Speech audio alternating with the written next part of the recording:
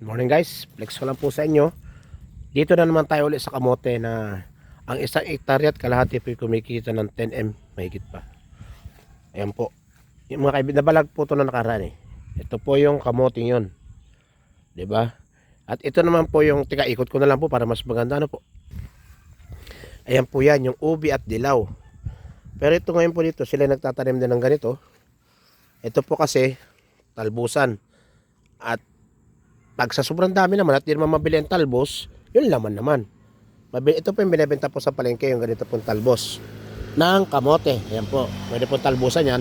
Pero sa ganito kalawak, hindi na lang talbusan to, talagang lamanan. At ito po yung naanihan na. Isipin nyo guys, kalit lang yan. Bali, sa dalawang pinitak at 1/4. 300 megit kinita niyan. Malilit lang yung pinitak guys. Ito nga po isang hektarya at kalahati, 10 milyon. Pero ang gastos naman nila dito ay nasa 300 din. 300 to 500. Pero sulit pa rin po. 'Di ba? Ang pagkukanda po nito, pag-i-spray ng ganito, yung spray din ng sa mga nagugulay, at saka yung ginagamit sa palay, mostly ang ginagamit po nila dito ay chicken manure. Tapos pinapasunda na lang po ng sabog ng synthetic fertilizer. Ang sarap no guys, sipin nyo to. Isang hektarya at kalahati lang.